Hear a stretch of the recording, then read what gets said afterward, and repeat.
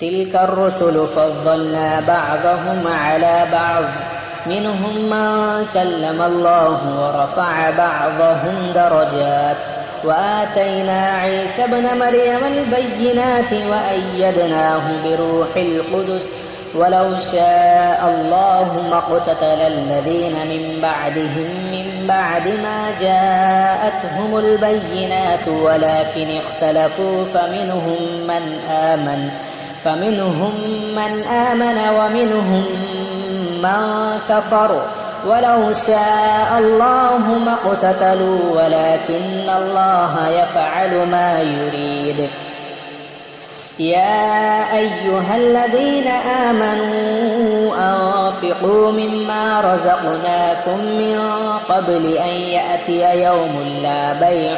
فيه ولا خلة ولا شفاعة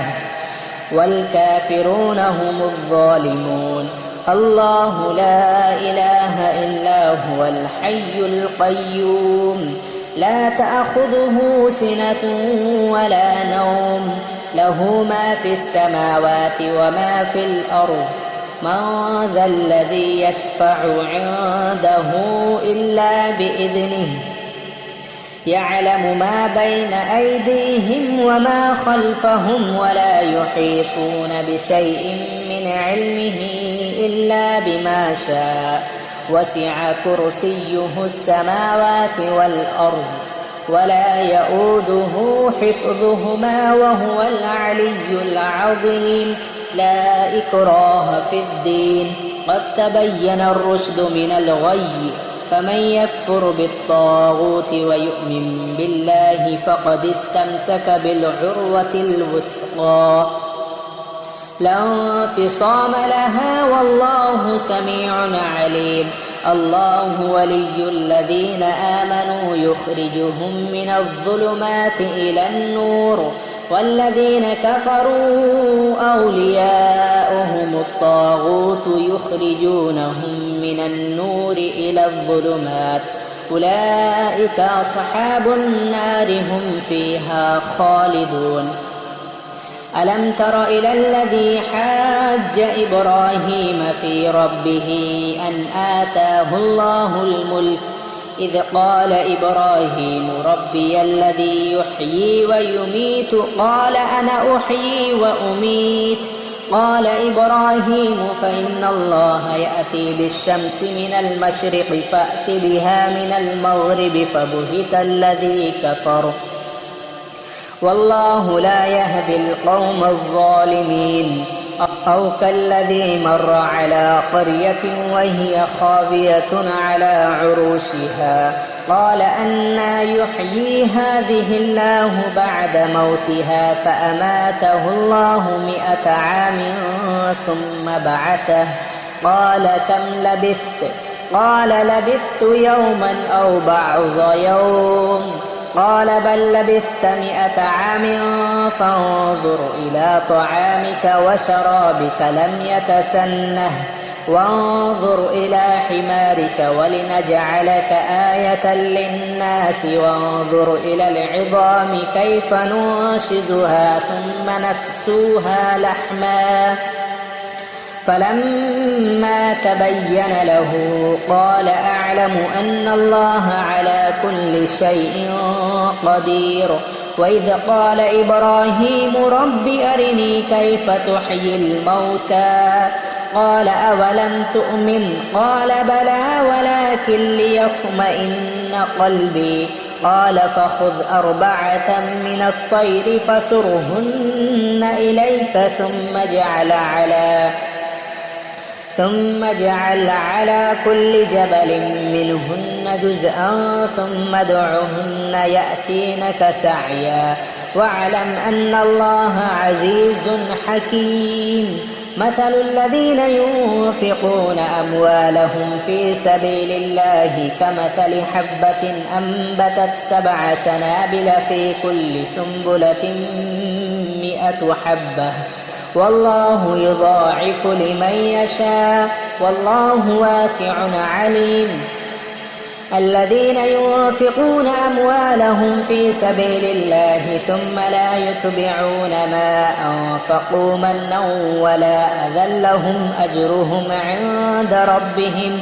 ولا خوف عليهم ولا هم يحزنون قول معروف ومغفرة خير من صدقة يتبعها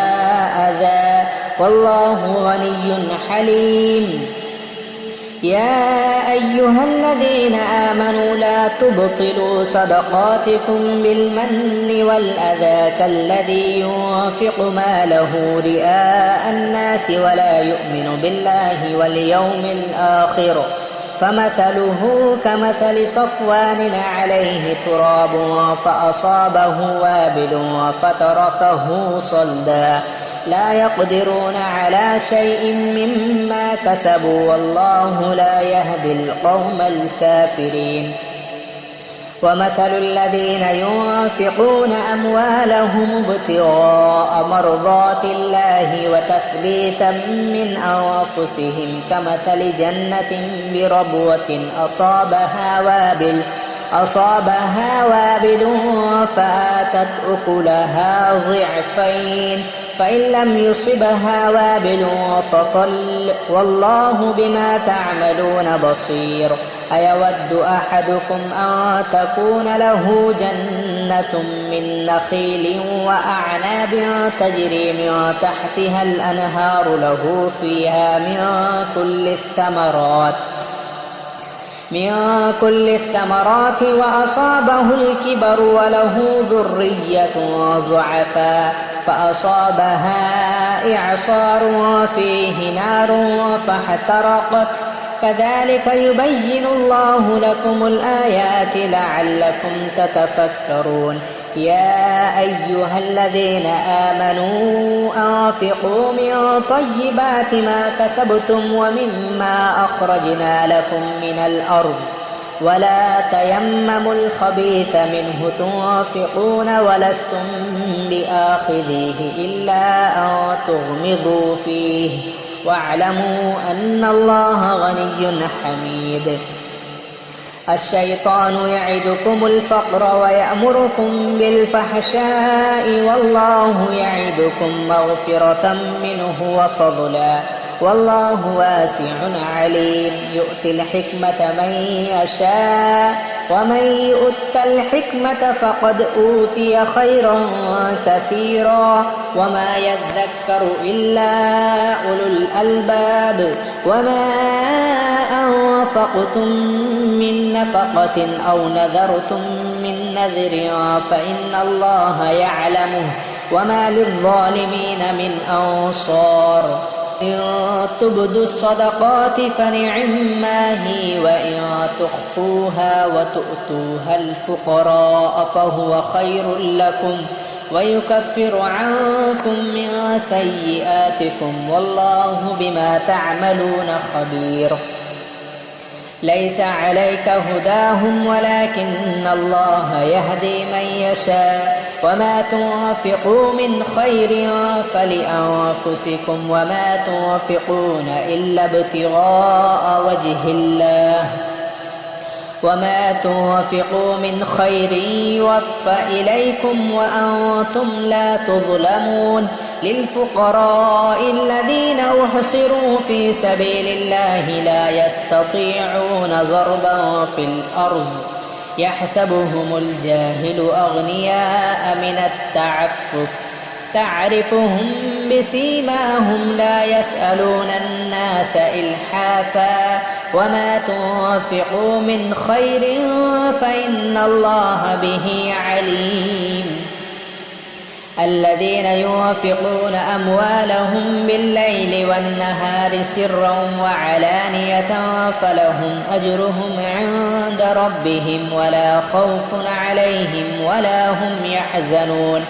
الذين يأكلون الربا لا يقومون إلا كما يقوم الذي يتخبطه الشيطان يتخبطه الشيطان من المس، ذلك بأنهم قالوا إنما البيع مثل الربا وأحل الله البيع وحرم الربا. فمن جاءه موعظة من ربه فانتهى فله ما سلف وأمره إلى الله، ومن عاد فأولئك أصحاب النار هم فيها خالدون. يمحق الله الربا ويربي الصدقات، والله لا يحب كل كفار أثيم. إن الذين آمنوا وعملوا الصالحات وأقاموا الصلاة وآتوا الزكاة لهم أجرهم عند ربهم ولا خوف عليهم ولا هم يحزنون. يا أيها الذين آمنوا اتقوا الله وذروا ما بقي من الربا إن كنتم مؤمنين، فإن لم تفعلوا فأذنوا بحرب من الله ورسوله، وإن تبتم فلكم رؤوس أموالكم لا تظلمون ولا تظلمون.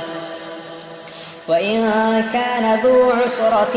فنظرة إلى ميسرة، وأن تصدقوا خير لكم إن كنتم تعلمون. واتقوا يوما ترجعون فيه إلى الله ثم توفى كل نفس ما كسبت وهم لا يظلمون. يا أيها الذين آمنوا إذا تداينتم بدين إلى أجل مسمى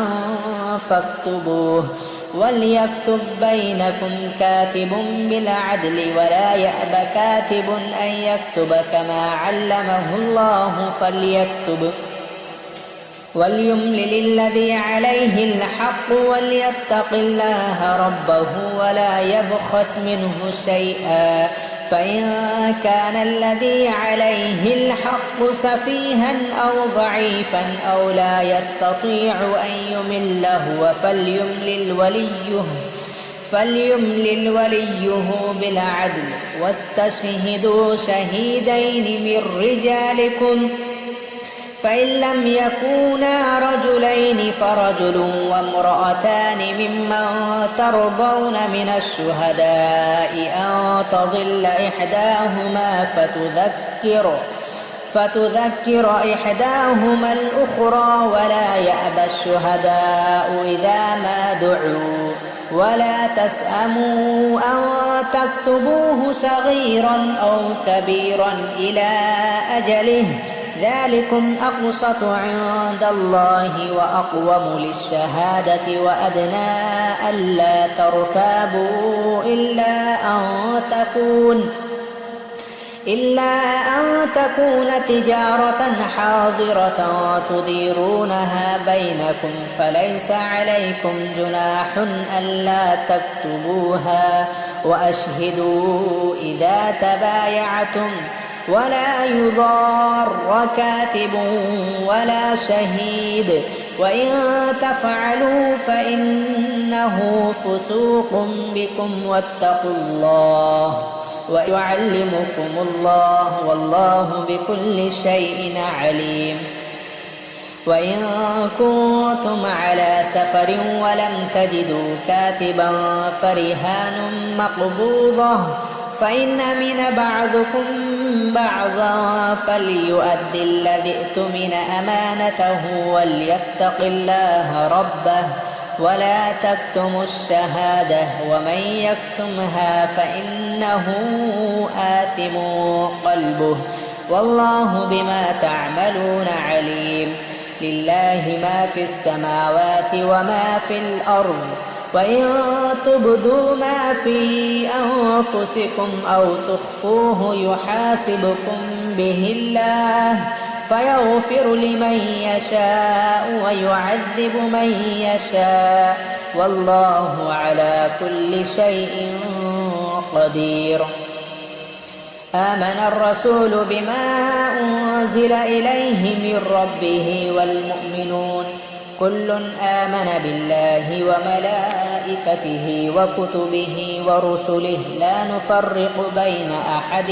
من رسله، وقالوا سمعنا وأطعنا غفرانك ربنا وإليك المصير لا يكلف الله نفسا إلا وسعها لها ما كسبت وعليها ما اكتسبت ربنا لا تؤاخذنا إن نسينا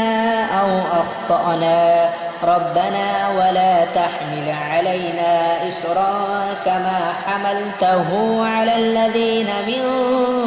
قبلنا ربنا ولا تحملنا ما لا طاقة لنا به واعف عنا واغفر لنا وارحمنا أنت مولانا فانصرنا على القوم الكافرين. بسم الله الرحمن الرحيم. ألف لام ميم. الله لا إله إلا هو الحي القيوم نزل عليك الكتاب بالحق مصدقا لما بين يديه وأنزل التوراة والإنجيل من قبل هدى للناس وأنزل الفرقان إن الذين كفروا بآيات الله لهم عذاب شديد والله عزيز ذو انتقام. إن الله لا يخفى عليه شيء في الأرض ولا في السماء هو الذي يصوركم في الأرحام كيف يشاء لا إله إلا هو العزيز الحكيم. هو الذي أنزل عليك الكتاب منه آيات محكمات هن أم الكتاب وأخر متشابهات فأما الذين في قلوبهم زيغ فيتبعون ما تشابه منه ابتغاء الفتنة وابتغاء تأويله وما يعلم تأويله إلا الله والراسخون في العلم يقولون آمنا به كل من عند ربنا وما يذكر إلا أولو الألباب. ربنا لا تزغ قلوبنا بعد إذ هديتنا وهب لنا من لدنك رحمة إنك أنت الوهاب. ربنا إنك جامع الناس ليوم لا ريب فيه إن الله لا يخلف الميعاد. إن الذين كفروا لن تغني عنهم أموالهم ولا أولادهم من الله شيئا وأولئك هم وقود النار كدأب آل فرعون والذين من قبلهم كذبوا بآياتنا فأخذهم الله بذنوبهم والله شديد العقاب. قل للذين كفروا ستغلبون وتحشرون إلى جهنم وبئس المهاد. قد كان لكم آية في فئتين التقتا فئة تقاتل في سبيل الله وأخرى كافرة يرونهم مثليهم رأي العين والله يؤيد بنصره من يشاء إن في ذلك لعبرة لأولي الأبصار. زين للناس حب الشهوات من النساء والبنين والقناطير المقنطرة من الذهب والفضة والخيل المصممة والأنعام والحرث ذلك متاع الحياة الدنيا والله عنده حسن المآب. قل أنبئكم بخير من ذلكم للذين اتقوا عند ربهم جنات تجري من تحتها الأنهار من تحتها الأنهار خالدين فيها وأزواج مطهرة ورضوان من الله والله بصير بالعباد. الذين يقولون ربنا إننا آمنا فاغفر لنا ذنوبنا وقنا عذاب النار. الصابرين والصادقين والقانتين والمنفقين والمستغفرين بالأسحار. شهد الله أنه لا إله إلا هو والملائكة وأولو العلم قائما بالقسط. لا إله إلا هو العزيز الحكيم. إن الدين عند الله الإسلام وما اختلف الذين أوتوا الكتاب إلا من بعد ما جاءهم العلم بغيا بينهم ومن يكفر بآيات الله فإن الله سريع الحساب. فإن حاجوك فقل أسلمت وجهي لله ومن اتبعني وقل للذين أوتوا الكتاب والأميين أأسلمتم فإن أسلموا فقد اهتدوا وإن تولوا فإنما عليك البلاغ والله بصير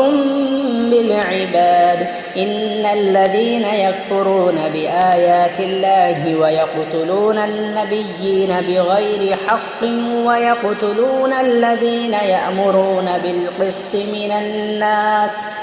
من الناس فبشرهم بعذاب أليم. أولئك الذين حبطت أعمالهم في الدنيا والآخرة وما لهم من ناصرين. ألم تر إلى الذين أوتوا نصيبا من الكتاب يدعون إلى كتاب الله ليحكم بينهم ثم يتولى فريق منهم وهم معرضون. ذلك بأنهم قالوا لن تمسنا النار إلا أياما معدودات وغرهم في دينهم ما كانوا يفترون. فكيف إذا جمعناهم ليوم لا ريب فيه وأوفيت كل نفس ما كسبت وهم لا يظلمون. قل اللهم مالك الملك تؤتي الملك من تشاء وتنزع الملك ممن تشاء وتعز من تشاء وتذل من تشاء بيدك الخير إنك على كل شيء قدير. تولج الليل في النهار وتولج النهار في الليل وتخرج الحي من الميت وتخرج الميت من الحي وترزق من تشاء بغير حساب. لا يتخذ المؤمنون الكافرين أولياء من دون المؤمنين ومن يفعل ذلك فليس من الله في شيء إلا أن تتقوا منهم تقاه ويحذركم الله نفسه وإلى الله المصير. قل إن تخفوا ما في صدوركم أو تبدوه يعلمه الله ويعلم ما في السماوات وما في الأرض والله على كل شيء قدير. يوم تجد كل نفس ما عملت من خير محضرا وما عملت من سوء تود لو أن بينها وبينه أمدا بعيدا ويحذركم الله نفسه والله رؤوف بالعباد. قل إن كنتم تحبون الله فاتبعوني يحببكم الله ويغفر لكم ذنوبكم والله غفور رحيم. قل أطيعوا الله والرسول فإن تولوا فإن الله لا يحب الكافرين إن الله اصطفى آدم ونوحا وآل إبراهيم وآل عمران على العالمين ذرية بعضها من بعض والله سميع عليم إذ قالت امرأة عمران رب إني نذرت لك ما في بطني محررا فتقبل مني إنك أنت السميع العليم فلما وضعتها قالت رب إني وضعتها أنثى والله أعلم بما وضعت وليس الذكر كالأنثى وإني سميتها مريم وإني أعيذها بك وذريتها من الشيطان الرجيم فتقبلها ربها بقبول حسن وأنبتها نباتا حسنا وكفلها زكريا كلما دخل عليها زكريا المحراب وجد عندها رزقا قال يا مريم أنى لك هذا قالت هو من عند الله إن الله يرزق من يشاء بغير حساب هنالك دعا زكريا ربه قال رب هب لي من لدنك ذرية طيبة إنك سميع الدعاء فنادته الملائكة وهو قائم يصلي في المحراب أن الله يبشرك بيحيى مصدقا بكلمة من الله وسيدا وحصورا ونبيا من الصالحين قال رب أنى يكون لي غلام وقد بلغني الكبر وامرأتي عاقر قال كذلك الله يفعل ما يشاء قال رب اجعل لي آية قال آيتك ألا تكلم الناس 3 أيام إلا رمزا واذكر ربك كثيرا وسبح بالعشي والإبكار وإذ قالت الملائكة يا مريم إن الله اصطفاك وطهرك واصطفاك على نساء العالمين يا مريم اقنتي لربك واسجدي واركعي مع الراكعين ذلك من أنباء الغيب نوحيه إليك وما كنت لديهم إذ يلقون أقلامهم أيهم يكفل مريم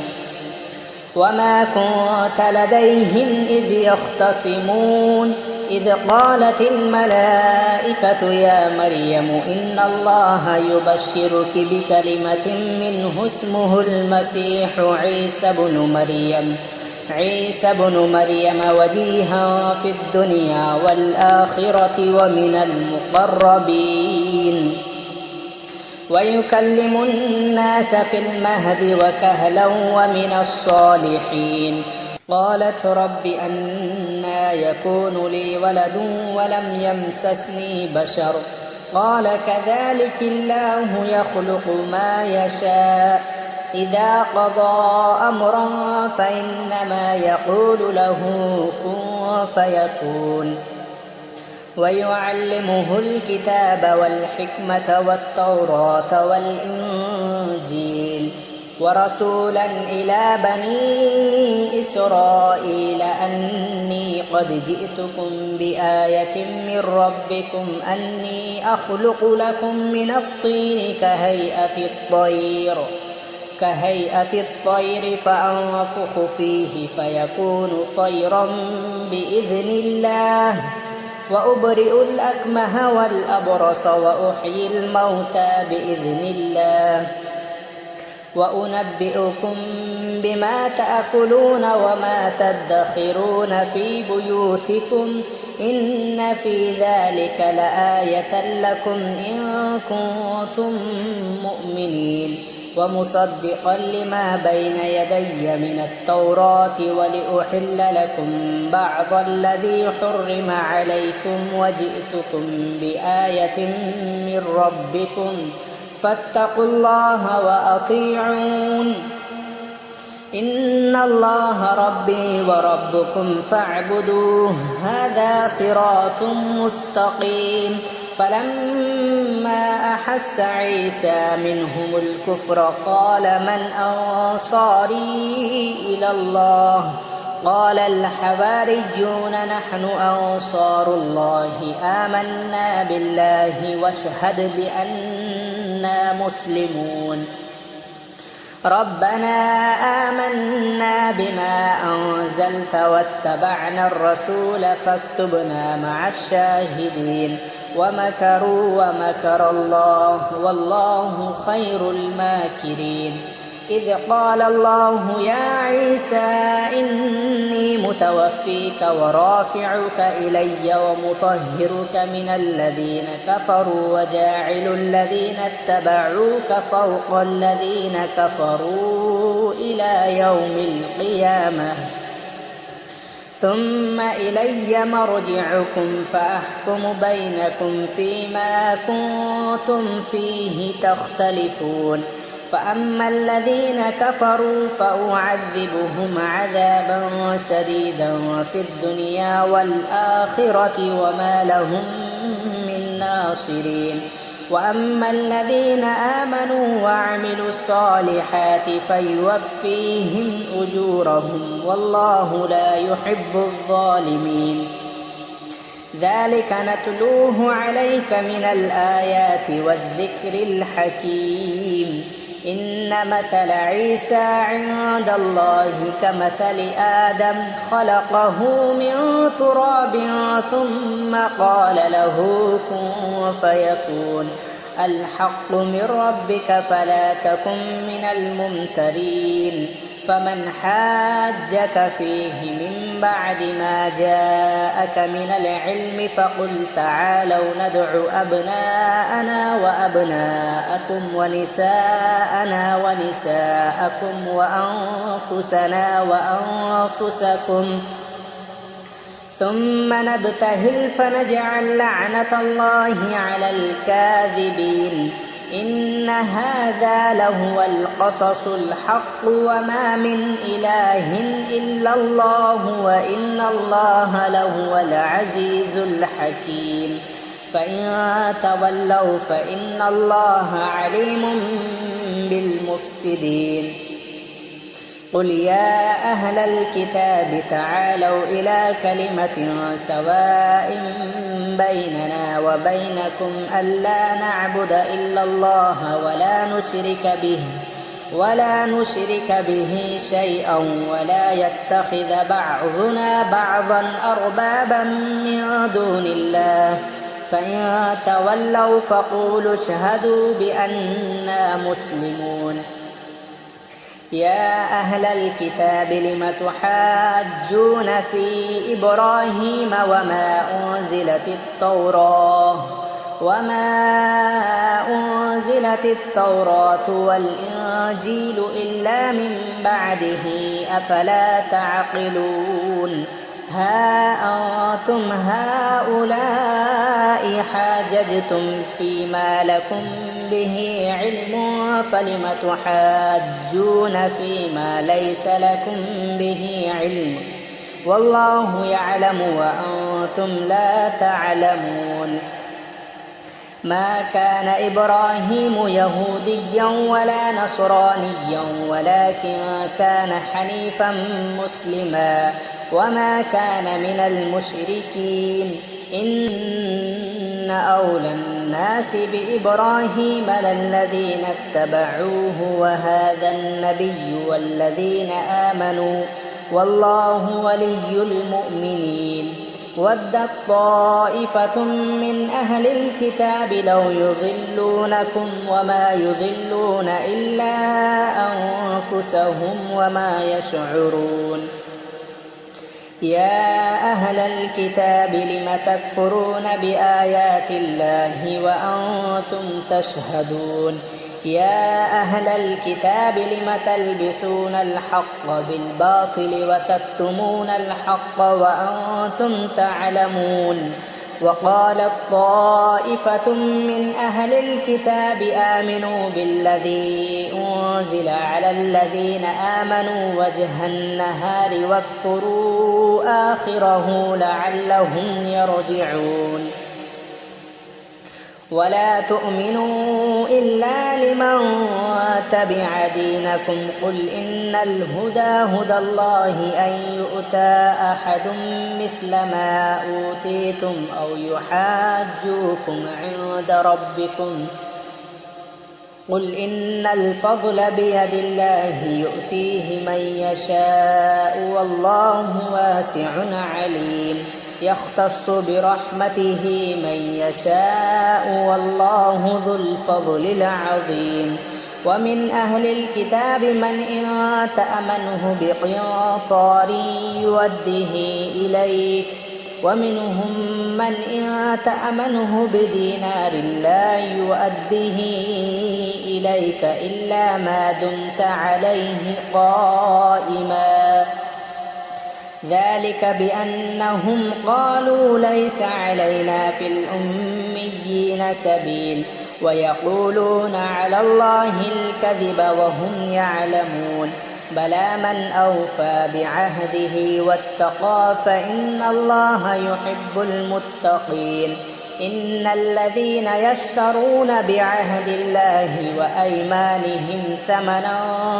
قليلا أولئك لا خلاق لهم في الآخرة ولا يكلمهم الله ولا ينظر إليهم يوم القيامة ولا يزكيهم ولهم عذاب أليم وإن منهم لفريقا يلوون ألسنتهم بالكتاب لتحسبوه من الكتاب وما هو من الكتاب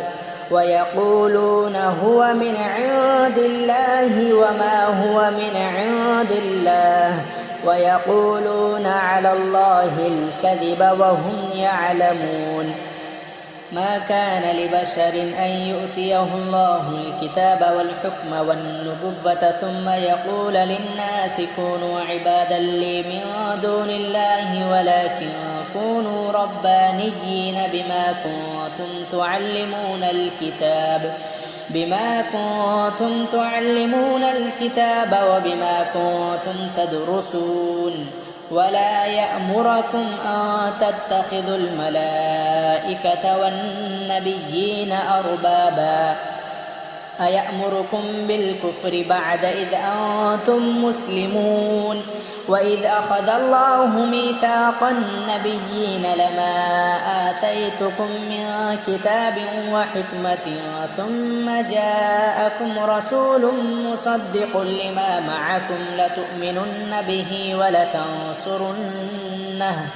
قال أأقررتم وأخذتم على ذلكم إصري قالوا أقررنا قال فاشهدوا وأنا معكم من الشاهدين فمن تولى بعد ذلك فأولئك هم الفاسقون أفغير دين الله يبغون وله أسلم من في السماوات والأرض طوعا وكرها وإليه يرجعون قل آمنا بالله وما أنزل علينا وما أنزل على إبراهيم وإسماعيل وإسحاق ويعقوب والأسباط وما أوتي موسى وعيسى والنبيون من ربهم لا نفرق بين أحد منهم ونحن له مسلمون ومن يبتغ غير الإسلام دينا فلن يقبل منه وهو في الآخرة من الخاسرين كيف يهدي الله قوما كفروا بعد إيمانهم وشهدوا أن الرسول حق وجاءهم البينات والله لا يهدي القوم الظالمين أولئك جزاؤهم أن عليهم لعنة الله والملائكة والناس أجمعين خالدين فيها لا يخفف عنهم العذاب ولا هم ينظرون إلا الذين تابوا من بعد ذلك وأصلحوا فإن الله غفور رحيم إن الذين كفروا بعد إيمانهم ثم ازدادوا كفرا لن تقبل توبتهم وأولئك هم الضالون إن الذين كفروا وماتوا وهم كفار فلن يقبل من أحدهم ملء الأرض ذهبا ولو افتدى به أولئك لهم عذاب أليم وما لهم من ناصرين